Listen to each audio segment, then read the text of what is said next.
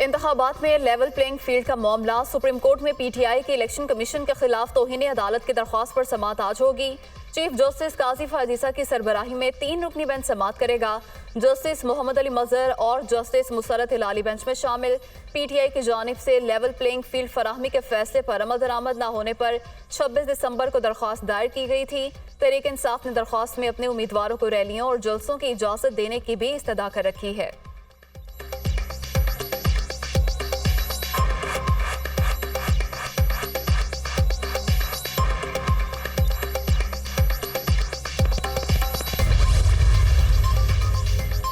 Intra party election और इंतखाबी निशान case, election commission की हाई कोर्ट 26 दिसंबर ऑर्डर पर नजरसानी दरख्वास्त पर समाअत पेशावर हाई कोर्ट के जस्टिस एजाज खान समाअत कर रहे हैं।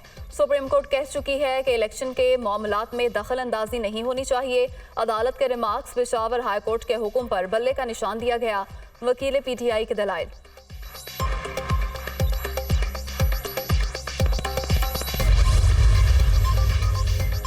जबरी गुमशुदगियों और लापता अफराद केस की समाअत आज फिर होगी। चीफ जस्टिस काजी फाजीसा की सरबराही में 3 रुकनी बेंच समाअत करेगा। गुज़श्ता रोज की समाअत में चीफ जस्टिस ने रिमार्क्स दिए, हम पार्लियामेंट को कानून साजी का हुक्म नहीं दे सकते। हर इदारे को अपनी हदूद में रहना चाहिए। जो शख्स ओहदे पर होता है वो दूसरे पर जिम्मेदारी डाल देता है। समझते हैं मिसिंग पर्सन अहम मसला है। हमने सारे तकनीकी एतराज़ात को नज़रअंदाज कर दिया है। हम आगे बढ़ चुके, आप हमें वापस ले जाना चाहते हैं। कल आप ही तनकीद करेंगे कि हमने पार्लियामान को कानून साजी का हुक्म दिया।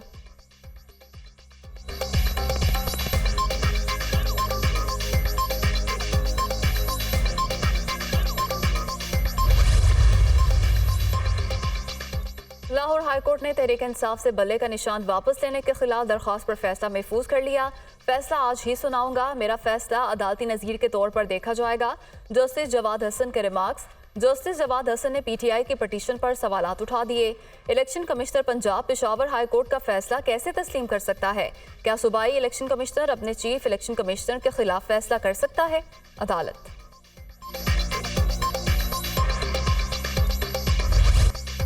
पाकिस्तान टीम का सिडनी में भी मायूस कुन आगाज। ऑस्ट्रेलिया के खिलाफ तीसरे टेस्ट मैच में भी पाकिस्तान टीम का टॉप ऑर्डर एक बार फिर नाकाम। 226 रन पर कौमी टीम के 8 खिलाड़ी पवेलियन लौट गए। अब्दुल्ला शफीक को डेब्यू करने वाले साइम अयूब खाता ना खोल सके। बाबर आजम 26, साउथ शकील 5 रन बना सके। कप्तान शान मसूद 35, मोहम्मद रिजवान 88 रन बनाकर आउट। साजिद खान ने 15 रन बनाए।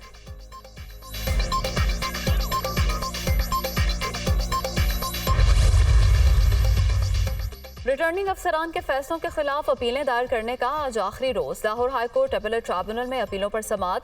अब तक 40 से ज्यादा अपीलें दायर हो चुकी हैं। अपीलेट ट्रिब्यूनल 10 जनवरी तक अपीलों पर फैसले करेंगे।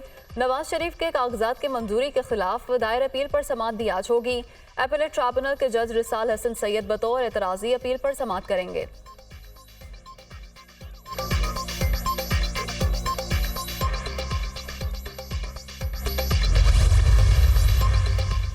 सियासतदानों के लिए अदालतें रात को खुल जाती हैं, जबकि खवातीन से ज्यादती के केसेस ताखीर का शिकार होते रहते हैं। क्या इंसाफ में ताखीर इंसाफ से इनकार के मुतरादिफ नहीं? तालबा का निगरान वज़ीर आज़म से सवाल। पाकिस्तान के निज़ाम अदल पर बड़े संगीन सवालात हैं। निज़ाम अदल को एड्रेस नहीं करेंगे। कासिम तब्दा पीएम हो तो हमीद की अम्मा का मसला नहीं दिखता। ये रवैया रहा है कि रियासत के चंद इदारों से मुस्तफ़ीद हों तो वालिद का दर्जा देने लगते हैं। जब मुस्तफ़ीद ना हो रहे होते हों तो सुतेले बाप का दर्जा दे देते हैं। मुल्की आमदन और खर्च में फ़र्क बहुत ज़्यादा है। टैक्स वसूली की शरह में इजाफा नहायत ज़रूरी है। निगरान वज़ीर आज़म अनवारुल हक काकड़ की लाहौर की निजी यूनिवर्सिटी में तलबा और तालिबात से गुफ्तगू।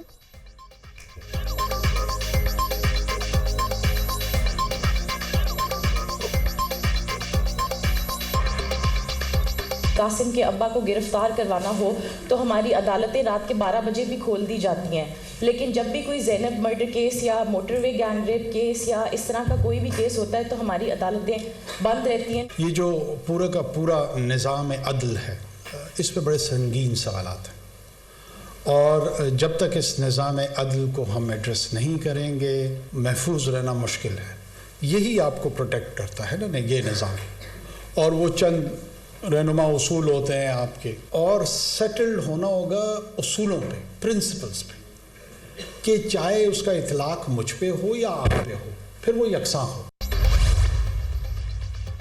किसी सूरत इंतखाबात का बाइकआउट नहीं करेंगे, हम लड़ेंगे। 8 फरवरी को जीत सिर्फ पीटीआई की होगी।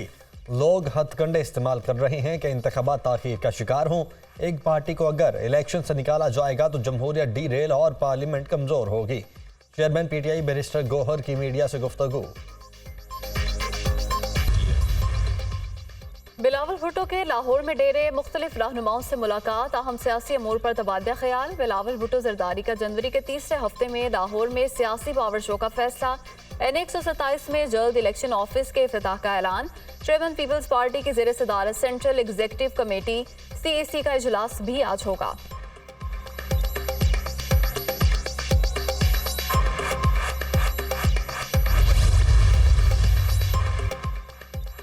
नाराज सीनियर रहनुमाओं के तहफ़्फ़ुज़ात से आगाह हूँ, लेकिन इसकी तफसीलात नहीं बता सकता। मिफ्ता इस्माइल, शाहिद खाकान अब्बासी और मोहम्मद जुबैर को पार्टी ने बहुत इज्जत दी। वज़ीर आज़म, वज़ीर ख़जाना और गवर्नर के ओहदे दिए। गिले शिकवे सबको होते हैं, लेकिन आज़म कमज़ोर नहीं होना चाहिए। बहुत से उम्मीदवार हालात की वजह से इंतखाबात में हिस्सा नहीं लेना चाहते। कई उम्मीदवारों ने जानबूझकर कागजात नामजदगी में गलतियाँ की। काजा आसिफ की गुफ्तगू।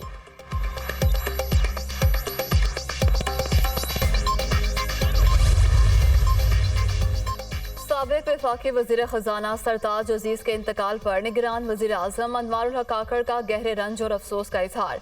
शहबाज शरीफ का भी सरताज अजीज़ की वफात पर इजहार अफसोस। उनका कहना है कि सरताज अजीज़ मुहिब वतन पाकिस्तानी और नहायत शरीफ इंसान थे। उनकी वफात पर दिली दुख और रंज है। गैर सरकारी तंजीम पिलडेट ने पाकिस्तान की जमहूरियत और मसाइल पर 2023 की जायजा रिपोर्ट जारी कर दी। आम इंतखाबात 2024 इतने ही शफाफ होंगे जितने 2018 में हुए थे। आलमी थिंक टैंक्स ने पाकिस्तान की जमहूरियत को इंतखाबी अमरीत कहा। पाकिस्तान में जमहूरियत कमज़ोर और कंट्रोल्ड है। सेनेट, कौमी और सूबाई असम्बलियाँ अवामी मसाइल के हल के बजाय रबर स्टैम्प पॉलिसीज़ बनाती रहीं। साल 2023 के आखिर में जमहूरियत शदीद भंवर में फंस गई। इलेक्शन का ऐलान, जमहूरियत में बेहतरी की उम्मीद है। नाम निहाद हाइब्रिड निज़ाम से छुटकारा पाकर फ़आल जमहूरियत के साथ इख्तियारात की मुंतकली की जाए। चीफ जस्टिस काजी फायज़ ईसा की कामयाबी रही कि उन्होंने 12वें जनरल इलेक्शन का शेड्यूल जारी करवाया। पिलडेट की रिपोर्ट।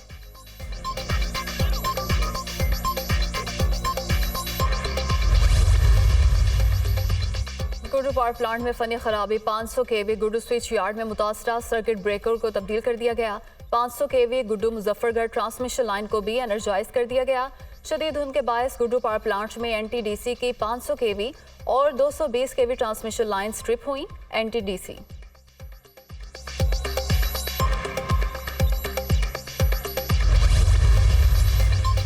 मुसल्लह अफवाज हर जारहियत का भरपूर जवाब देने के लिए तैयार। पाक फ़िज़ाइया खिते में ताकत के तवाज़ुन को मुस्तहकम कर रही है।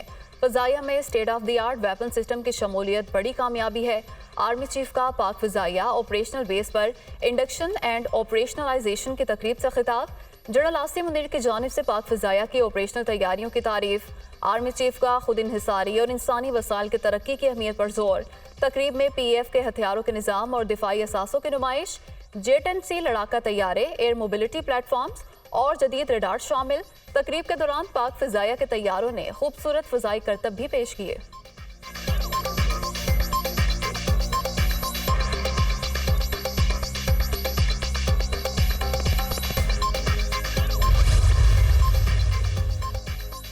पंजाब के मैदानी इलाकों में धुंध का राज। मोटरवे M1 इस्लामाबाद से पेशावर और M2 हर किस्म के ट्रैफिक के लिए बंद।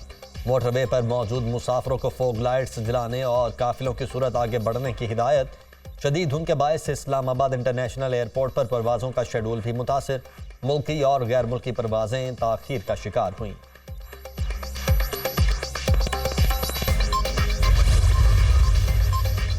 बलाई इलाकों में मौसम शदीद सर्द। गिलगित बल्तिस्तान में भी जाड़े की शिद्दत में मजीद इजाफे की पेश गोई। अस्तोर में पारा -15, गिलगित में -7, स्कर्दू में -12 रिकॉर्ड। बलोचिस्तान में भी मौसम शदीद सर्द। कई इलाकों में दर्जा हरारत नुक्ता इन जमात से भी कई दर्जे नीचे चला गया। कल रात में -6, ज़ियारत में पारा -4, कोयटा में -2 तक गिर गया।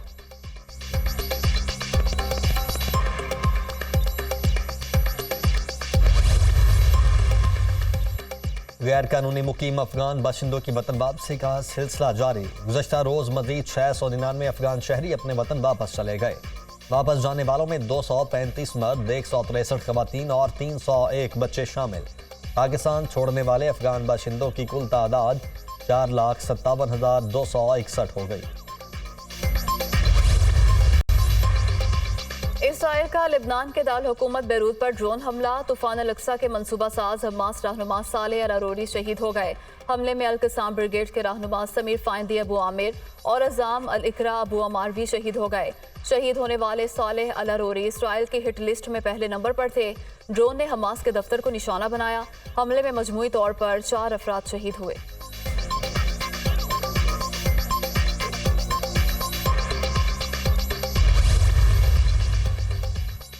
इसराइल का हमास रहनुमा सालेह अल-अरोरी पर हमले की जिम्मेदारी कबूल करने से इनकार।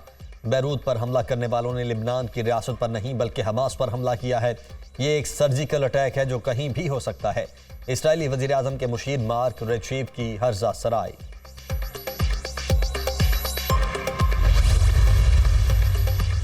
सालेह की शहादत और कुर्बानी ने हमें नई ताकत और कुव्वत बख्शी। वो बड़ा शख्स था जिसने अपनी धरती का दिफा किया।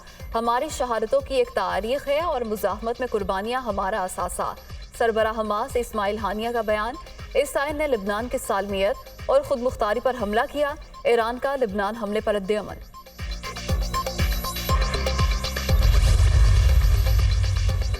हमास का कोई मुस्तकबिल नहीं। अब कोई दहशतगर्द ग्रुप इसराइल के लिए खतरा नहीं। फलस्तीनियों की सरजमीन के खिलाफ इसराइली वुजरा के बयानात भी दुरुस्त नहीं। गजा फलस्तीनियों की सरजमीन है और उनकी ही रहेगी। इसराइली वुजरा का गजा से फलस्तीनियों को हटाने का बयान इश्तियाल अंगेज है। गजा से बाहर फलस्तीनी आबादकारी को मुस्तरद करते हैं। तर्जुमान अमरीकी दफ्तर खारजा मैथ्यू मिलर की न्यूज़ कॉन्फ्रेंस। गजा पर इसराइल के वहशियाना हमले न रुके। 30 से ज्यादा मकामात पर बमबारी। मजीद 200 से ज्यादा फलस्तीनी शहीद। दिर अल बलाह में रिहायशी इमारतें निशाना। बिल्डिंग्स मलबे का ढेर बन गईं। गजा में शोहदा की तादाद 22,815 हो गई। 57,000 के करीब अफराद जख्मी हो गए।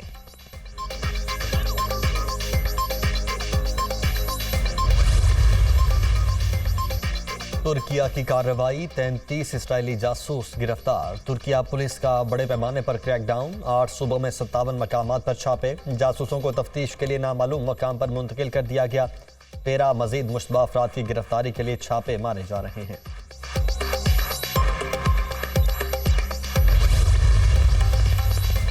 जापान में 7.6 शिद्दत के ज़लज़ले से तबाही। हलाकतों की तादाद 48 हो गई। सैकड़ों जख्मी। मुतादिद घर तबाह। जापान के मुख्तलिफ इलाकों में 50 से ज़्यादा आफ्टर शॉक्स महसूस किए गए। ज़लज़ले से मुतासरा इलाकों में हज़ारों घर बिजली से महरूम। परवाजें और ट्रेन सर्विसेज भी मुतासर। 1 लाख शहरियों को नकल मकानी का हुक्म।